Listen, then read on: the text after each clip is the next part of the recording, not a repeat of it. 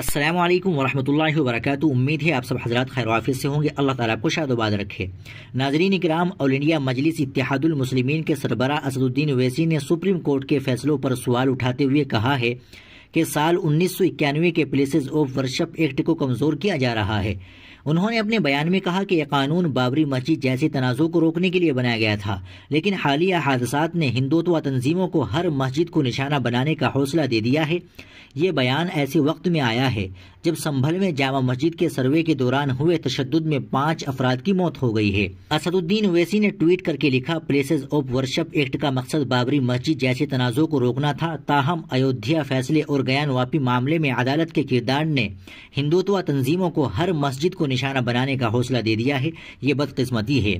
اویسی نے supreme court کے سابق chief justice D Y Chandrachud کے پلیسز آف ورشپ ایکٹ کی وضاحت سے متعلق بھی ناراضگی ظاہر کی ہے۔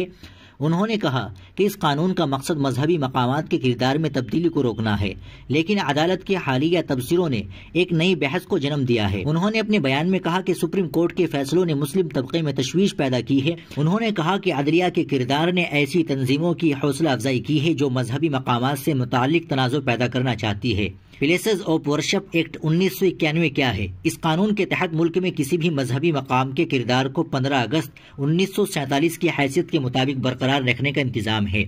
اس کا مقصد اس بات کو یقینی بنانا ہے کہ مذہبی ہم آہنگی برقرار رہے اور نئے تنازعات جنم نہ لے۔ اسد الدین اویسی کا یہ بیان ایسے وقت میں آیا ہے جب ملک میں مذہبی مقامات سے متعلق کئی تنازعات چل رہے ہیں۔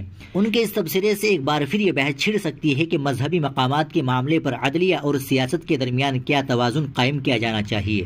ناظرین کرام، آپ اویسی کے اس بیان کے متعلق کیا کہنا چاہیں گے؟ کمنٹ باکس میں ضرور بتا دیں۔ ویڈیو کو لائک اور شیئر ضرور کر دیں، چینل کو بھی سبسکرائب کر لیں۔